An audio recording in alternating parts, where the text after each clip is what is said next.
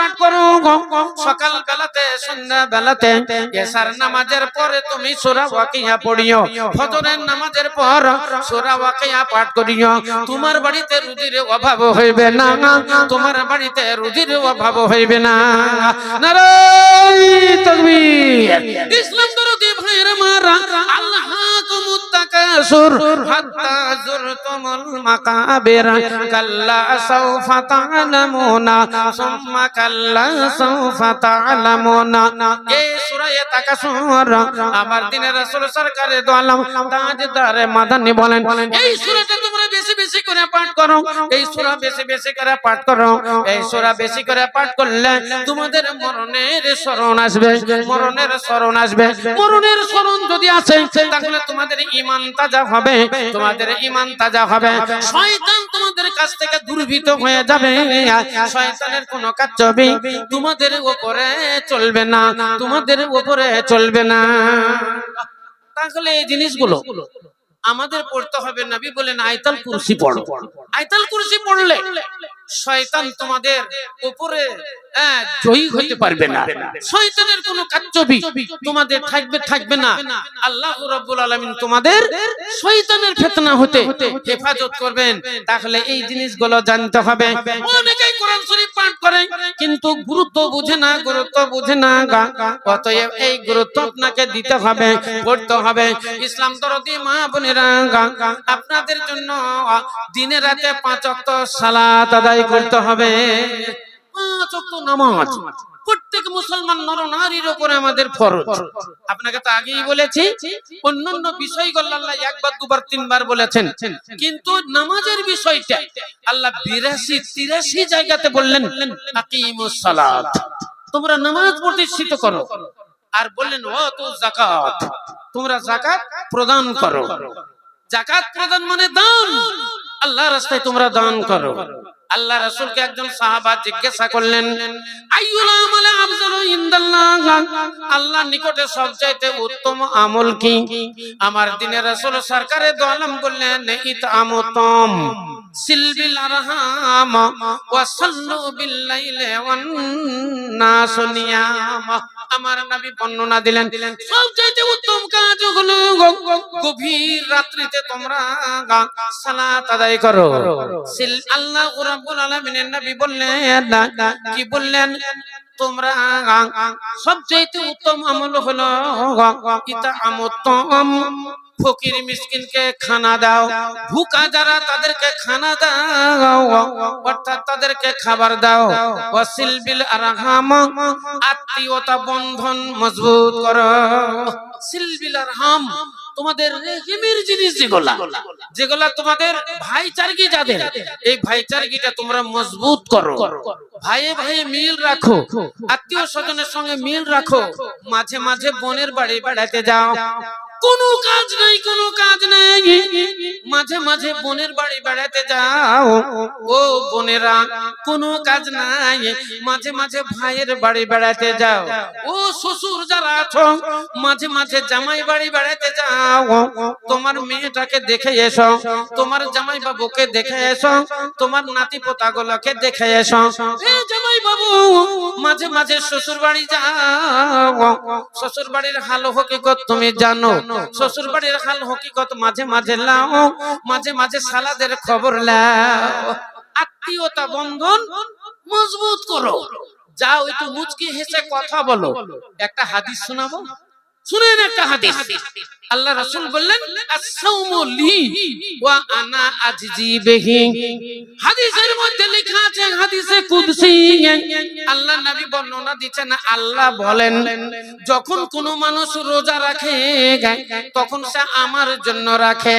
আস-সাওমু লি রোজাদার রোজা রাখে আমার জন্য ওয়া আনা আজজি বিহি এর মুজরি আমি নিজে হস্তে দেব দুই কাঁধে দুই ফেরেশতা আছে একজনের নাম হলো কেরামিন আর একজনের নাম হলো কাতিবিন এরা দুইজনা মানুষের পাপ পুণ্য লেখে নেকি লেখে বদি লেখে, কিন্তু রোজার ব্যাপারটা আল্লাহ রাব্বুল আলামিন বলেন, যখন কোন বান্দা সিয়াম পালন করে, কোন বান্দা যখন রোজা পালন করে,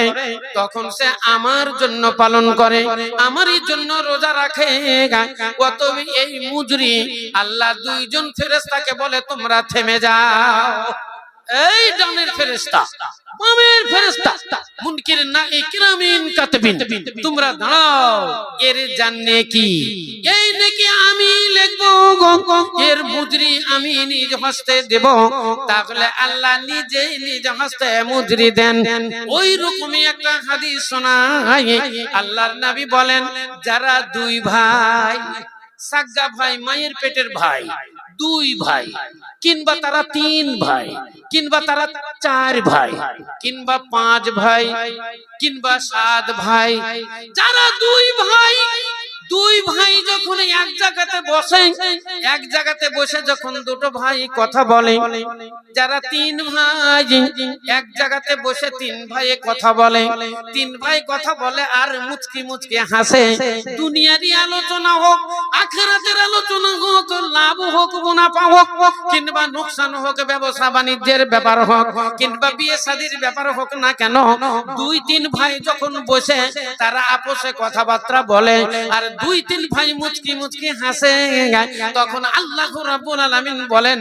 এ দুই ফেরেশতা তোমরা সইরা যাও। এই কিরামিন কাতবিন, তোমরা কলম বন্ধ করো, এবার আমার কলম চলবে। আল্লাহ কত সন্তুষ্ট হয়, দুই ভাই যখন একসঙ্গে কথা বলে, আল্লাহর আরশ পর্যন্ত খুশি হয়ে যায়, আল্লাহর ফেরেশতারা খুশি হন, আল্লাহর নবী খুশি হন, আল্লাহ আরশে মুআল্লাকার উপরে মহান আল্লাহ রাব্বুল আলামিন খুশি হন। তিনটে ভাই যখন এক জায়গাতে বসে বসে তারা যখন মুচকি মুচকি হাসে, তারা যখন আনন্দ করে, এক কথাতে ভাইয়ের আনন্দ এমনি হয় না, যখন ভাইয়ের সঙ্গে ভাইয়ের মন মিলে যায়, ভাইদের সঙ্গে ভাইদের প্রাণ মিলে যায়, ভাইয়ের সঙ্গে প্রাণের হৃদয় মিলে যায়, কথাই কথাই যখন মিলে যায়, তখন মুচকি মুচকি হাসি আসে, এমনি কিন্তু হাসি আসে না। তাই হাসির সময়তে আল্লাহ বলেন, তোরা দুই ফেরেশতা সইরা যা। এবার আমি নেকি লিখবো, ওই নেকি গুলো দুই ভাইয়ের নেকি আল্লাহ ওই জায়গাতে রাখে। বলেন একবার আলহামদুলিল্লাহ। কিন্তু ভাই ভাই মিল খুব কমই দেখা যায়। আজকে পৃথিবীর মধ্যে সবচাইতে বড় শত্রু ভাই, হ্যাঁ, ভাই বোন আর মা বাবা, এদের মতো শত্রু কেউ নাই। আপনাকে আজকে বলে দিলাম, হ্যাঁ, মায়ের সেবা করতে হয়, বাপের সেবা করতে হয়, ভাইদের সেবা করতে হয়, কিন্তু জানবেন সবচাইতে বড় শত্রু এরাই, আর আবার সবচাইতে মিত্র এরাই। আল্লাহ রাসূল, আচ্ছা আচ্ছা, আলহামদুলিল্লাহ। হ্যাঁ, মা বোনেরা অনেক আছে, অনেক উপদেশমূলক কথা আপনাদের দিলাম। এই দোয়াগুলো আপনারা সবাই মুখস্থ করবেন, এগুলাই হলো আমাদের আখিরাতের সম্বল। একটা দুয়ার বই আছে, দুআয়ে ঈমানী, ভালো করে মনে করে লেখালেন। বইটার নাম হলো দুআয়ে ঈমানী। একবারে সহি বুখারী, মুসলিম, আবু দাউদ, নাসাই, তিরমিজি, ইবনে মাজাহ, এই 6টা 76 হাদিস থেকে একবারে সব নিচক সহি সহি হাদিস দিয়ে একবারে দোয়াগুলো লেখা আছে। আপনারা দুয়ার বইটা কিনে নেবেন, দুআয়ে ঈমানী,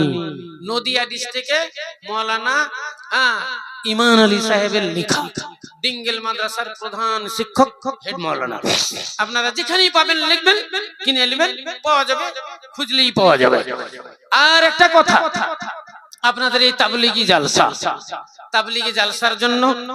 আমি খুব খুশি। তাবলীগী জালসা আমাদের ভাগ্যে জুটে না, হ্যাঁ, বললাম না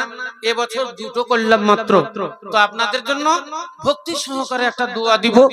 যারা দান খায়রাত করেছেন সবাই আল্লাহর দরবারে আপন আপন, হ্যাঁ, নিয়ত করে আল্লাহর কাছে দোয়া করবেন, এবং জালসার কমিটিতে যারা আছেন সবারই জন্য আমি দোয়া দিব ইনশাআল্লাহ।